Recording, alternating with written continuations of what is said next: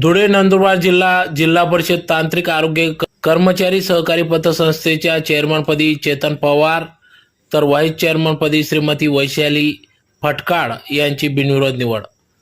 याबाबत वृत्त असे की धुळे शहरातील जयहिंद कॉलनी येथील धुळे नंदुरबार जिल्हा परिषद तांत्रिक आरोग्य कर्मचारी सहकारी पतसंस्थेचे तत्कालीन चेअरमन अभयसिंग चित्ते व व्हाईस चेअरमन प्रकाश कुवर यांचा कार्यकाळ संपल्याने या ठिकाणी चेअरमन व व्हाईस चेअरमन पदाची निवडणूक प्रक्रिया आज दिनांक 1 ऑक्टोबर 2024 रोजी सायंकाळी 5 वाजता पतसंस्था कार्यालय या ठिकाणी निवडणूक प्रक्रिया पार पडली।